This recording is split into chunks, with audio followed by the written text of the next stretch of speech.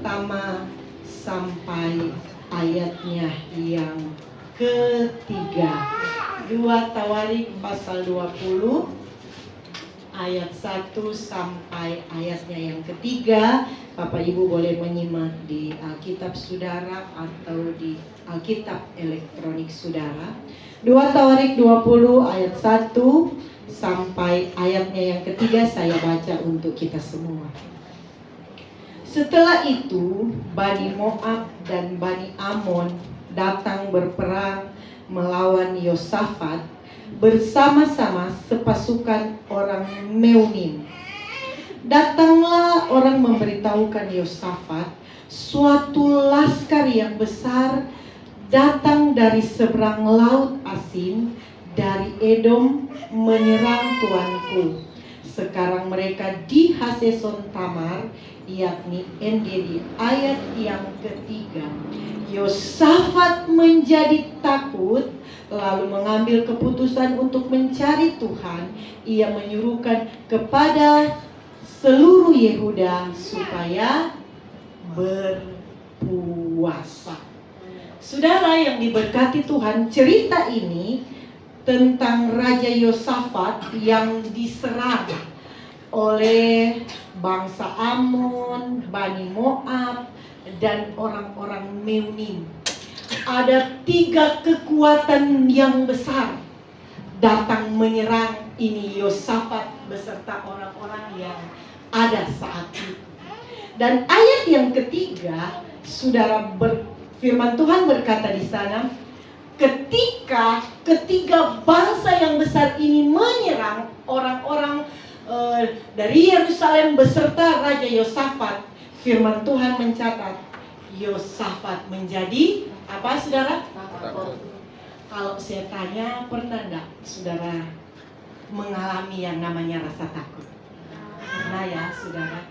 Ada berbagai macam, saudara, orang memiliki rasa takut. Ada yang takut kehilangan pekerjaan, ada yang takut kehilangan jodohnya. Anak-anak muda bilang, ternyata saya jagain jodohnya orang, ya.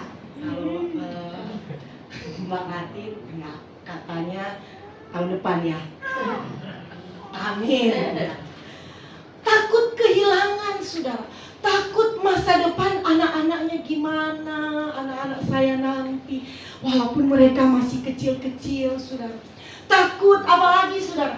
Takut kesehatan saya semakin hari semakin menurun. Yang tadinya jalan beberapa meter masih kuat, sekarang sudah nggak bisa. Apalagi, saudara? Takut ini, takut itu, takut segala-galanya, saudara. Yosafat mengalami hal ini, saudara. Ketakutan. Sebagai seorang raja, saya mau kasih tahu, Yosafat ini pasti dia mempunyai satu kemampuan. Dia punya pasukan yang besar, benar tidak, saudara? Karena dia seorang raja. Apalagi Yosafat pasti memiliki pasukan-pasukan yang terlatih untuk bertempur. Tetapi yang namanya manusia, rasa takut itu kadang-kala menghantui kita, seperti yang dialami oleh Raja Yosafat ketika ada persoalan datang.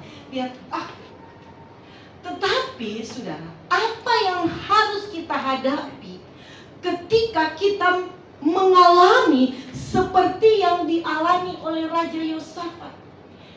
Mengalami ketakutan. Manusia, saudara, saya bilang tadi kalau kita mengalami yang namanya takut. Tetapi perbedaannya kita, saya dan saudara, ketakutan itu tidak akan menguasai kita. Amin, saudara.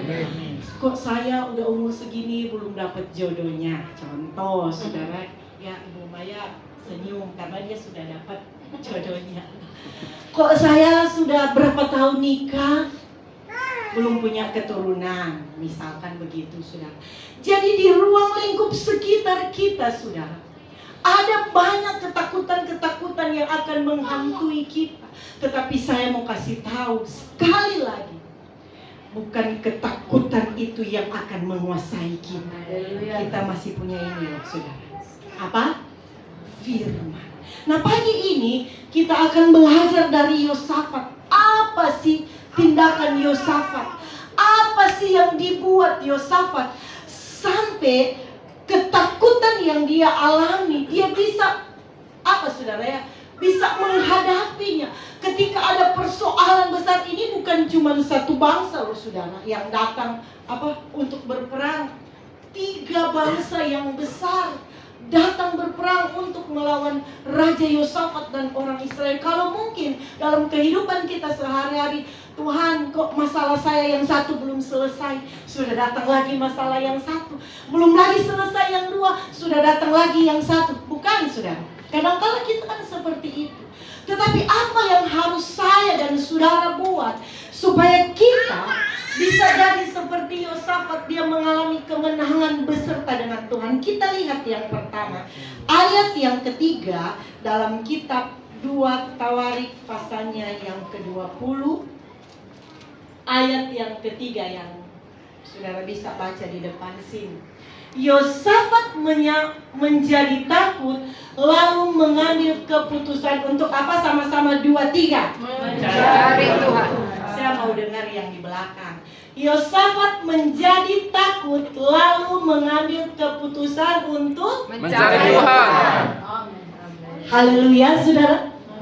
Ada berapa banyak saudara yang di sini prioritas utamanya cari Tuhan? Ada, saudara? Karena banyak di luar sana, saudara, prioritasnya bukan cari Tuhan, cari, saya nggak ada duit sih.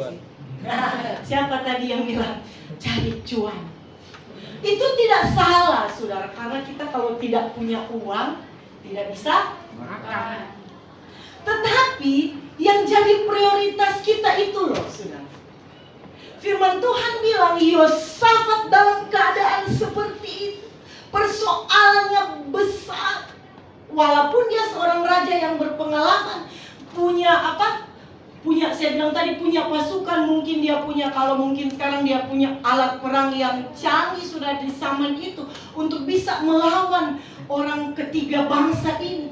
Tetapi Yosafat sadar bahwa pengalamannya, skillnya sebagai seorang raja, apalagi saudara, apa yang dia miliki tidak akan berarti apa-apa untuk memerangi perlawanan dengan ketiga bangsa ini kalau tanpa Tuhan di hidupnya.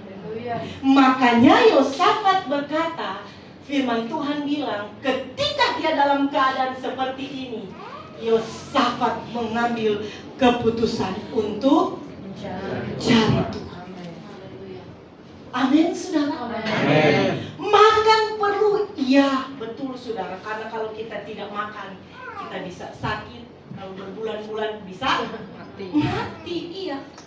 Tapi di atas segala sesuatu saudara, kalau saudara lebih memprioritaskan Tuhan di hidupmu, firman Tuhan bilang, carilah dahulu kerajaan Allah dan kebenarannya, maka apa? Saudara hafal, tapi jangan cuma sampai dihafal, harus dilakukan. Waktu musim COVID, saya tidak tahu kalau di sini, kalau kami di Manado, orang yang tadinya nggak ke gereja saudara langsung datang. Takut apa saudara? Takut mati. Di sekitar sudah banyak, sedikit-sedikit bunyi ambulan, sedikit-sedikit ini. Jadi penuhlah gerejanya saudara, walaupun ada pembatasan-pembatasan kan, kalau kita gerejanya yang besar bisa 2 kali ibadah. Tapi yang benar-benar memang tidak mau cari Tuhan, lebih enak mereka saudara ya. Sama saja kok, tetap ibadah online bisa. Ya sudah. Tetapi Yosafat tidak saudara. Justru di saat seperti itu, dia datang, dia serukan kepada seluruh orang yang ada di Yehuda, semua cari Tuhan. Kita harus mencari hadirat. Amin, saudara. Siapa sih saudara kita ini? Kalau katanya apa ya saudara, cuman disentil aja sedikit sama Tuhan, habislah kita saudara. Kemarin saya pulang dari sini, beberapa 2 minggu lalu, saya naik Grab tukang Grabnya, maaf kebetulan dia bilang, Bu saya orang NTT. Oh iya, saya nggak nanya saudara, dia cerita di sepanjang sampai di tempat kosnya. Dia tanya, Ibu dari mana? Kok bajunya rapi? Dari gereja ya? Saya bilang, iya Pak, saya dari gereja. Oh iya, saya juga orang Kristen Bu. Nah, karena dia sudah ngomong lah, saya tanya dong, kok Bapak nggak gereja? Dia senyum. Iya Bu, saya Kristen tapi gitu deh. Terus saya bilang, Pak, walaupun Bapak kerja hari Minggu, kalau punya waktu, kalau nggak bisa pagi, sore ada jam-jam ibadah. Iya Bu, kan kerja juga ibadah. Mau jawab apa?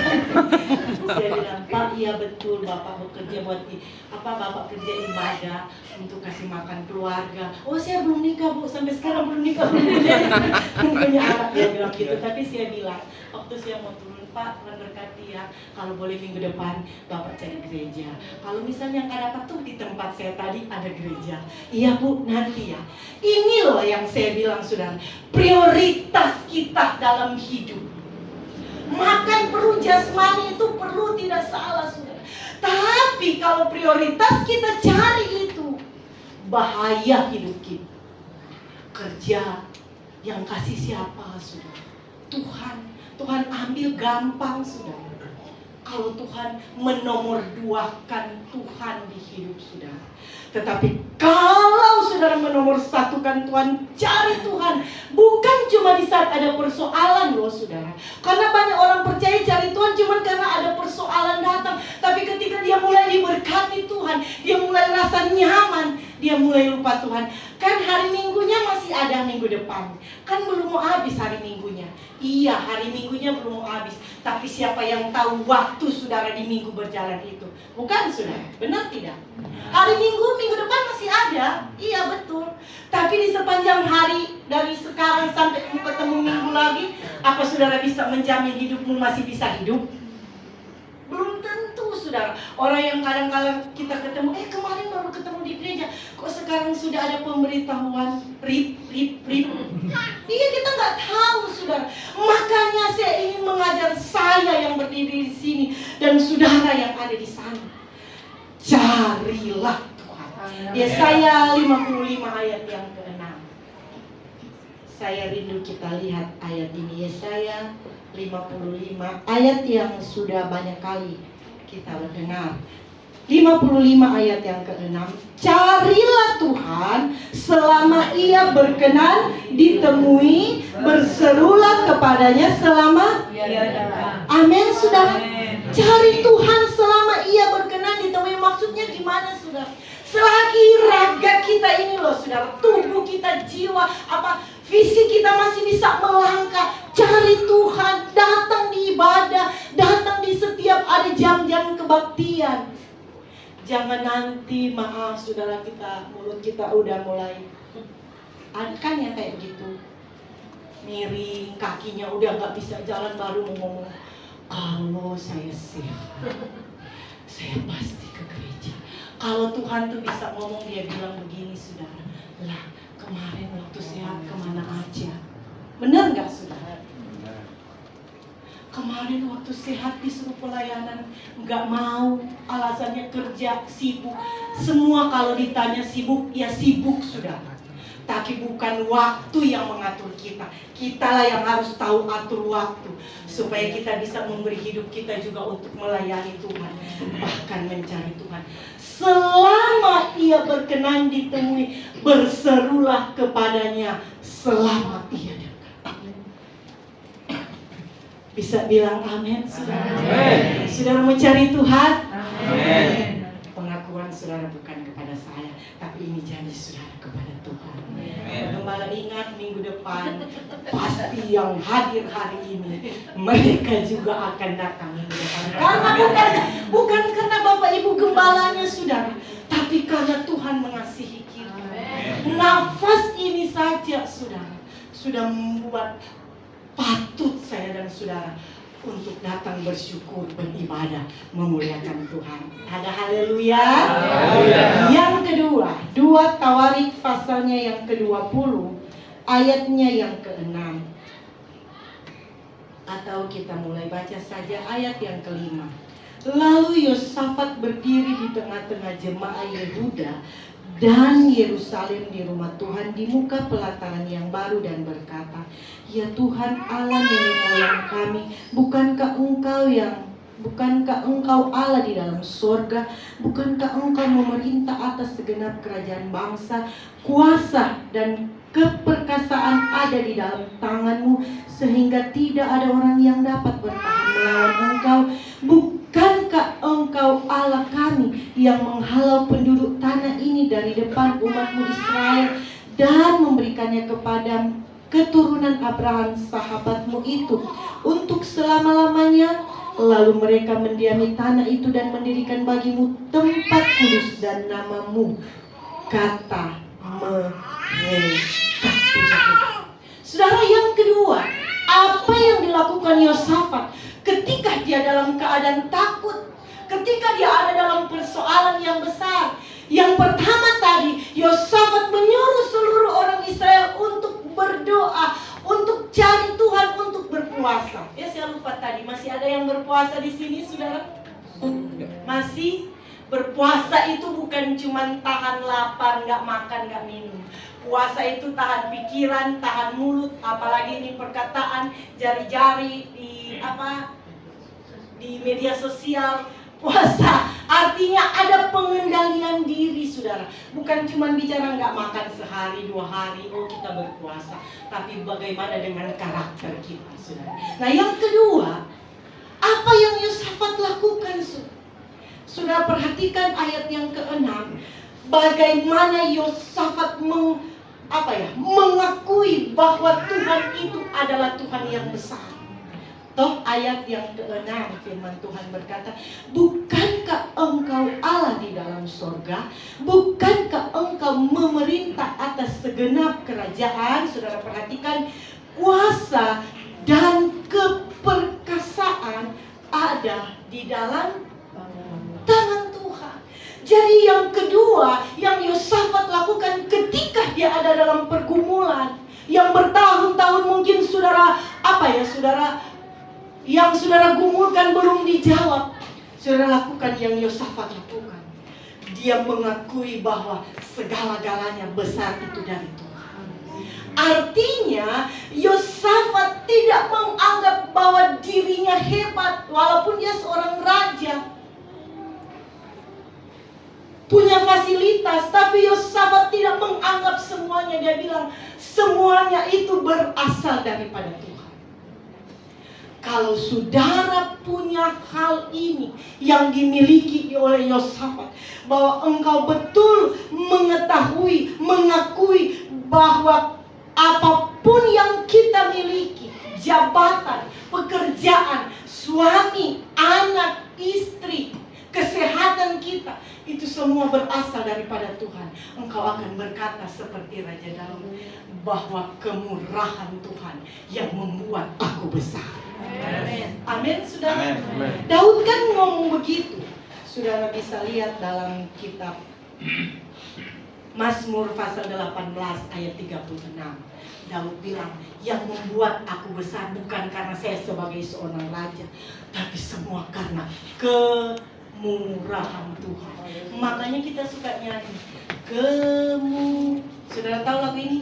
Rahamu, tahu saudara? Lebih dari hidup, kemurahanmu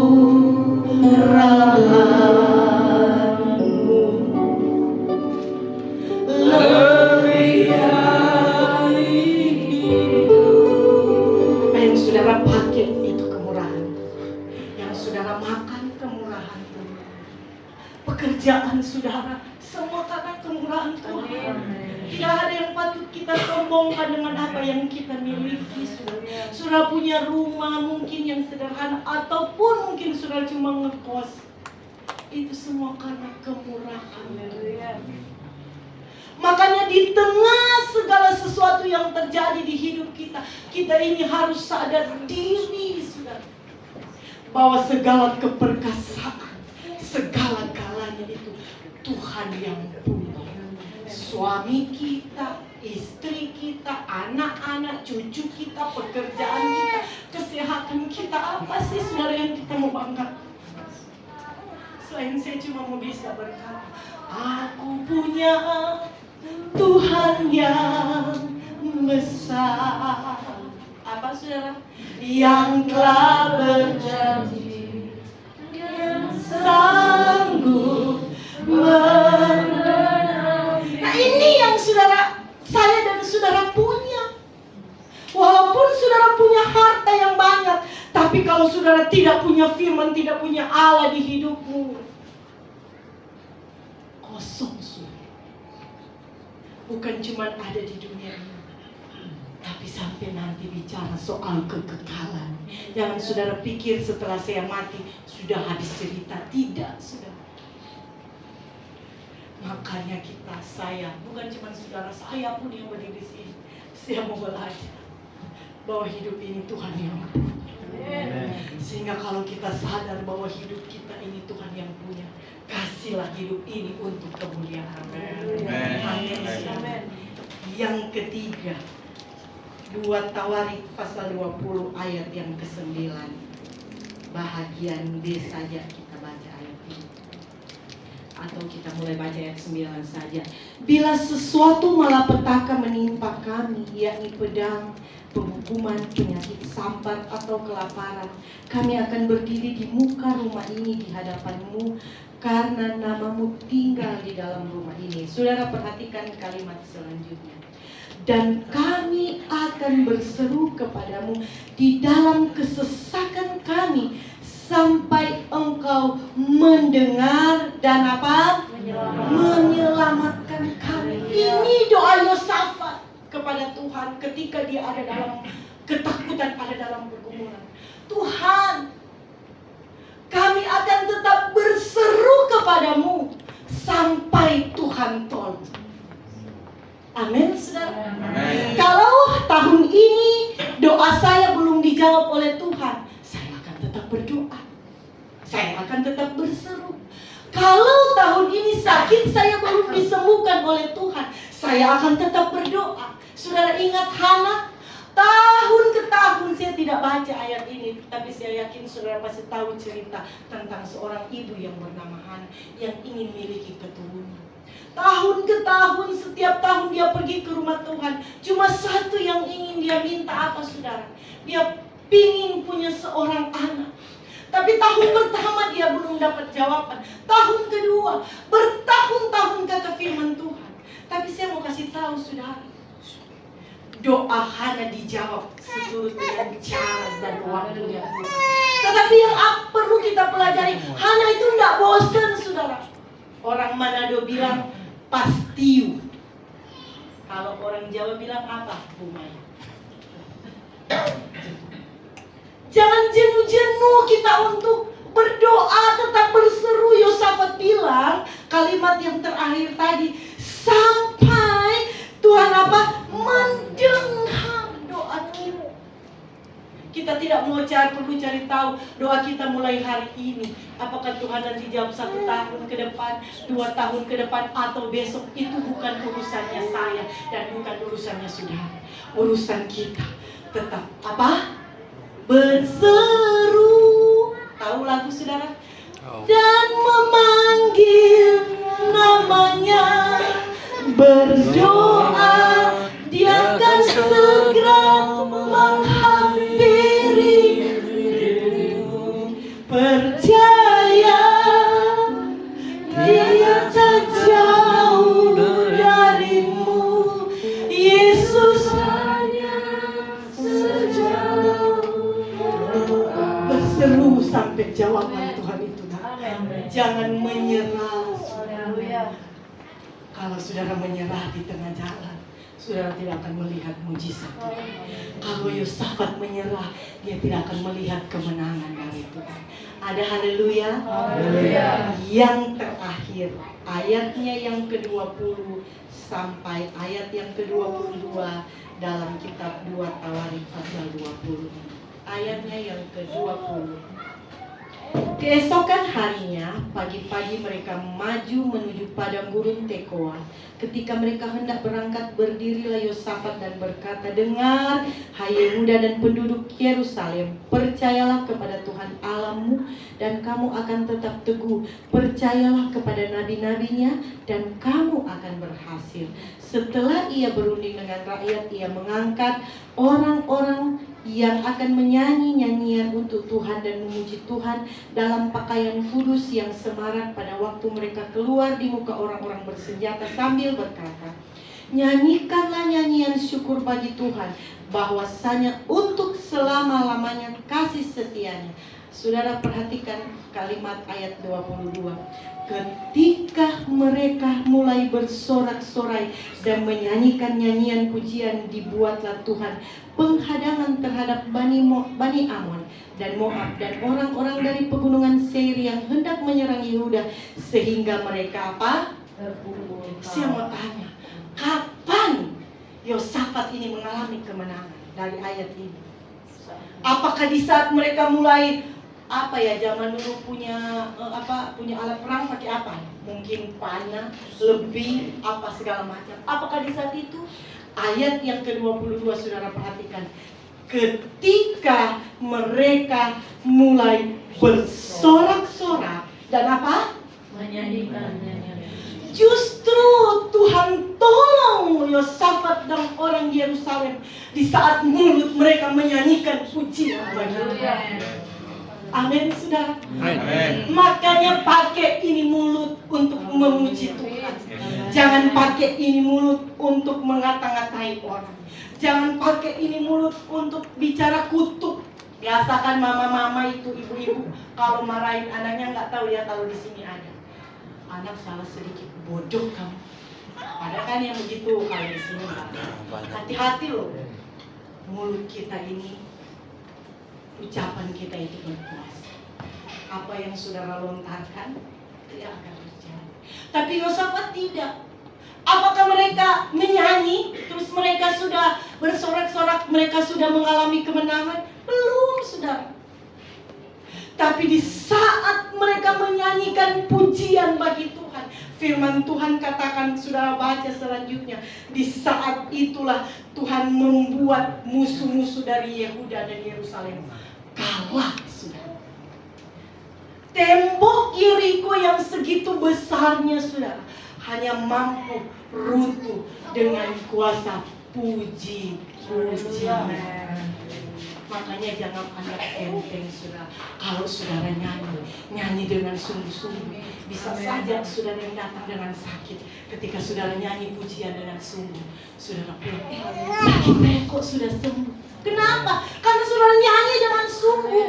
Tapi kalau saudara cuma datang sekedar, yang penting kan saya sudah nyanyi, sekedar aja, saudara tidak akan menikmati kuasa pujian.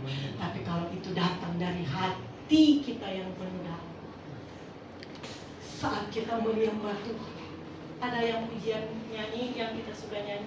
Ku angkat tangan, ku menyerahkan semua beban hidupku.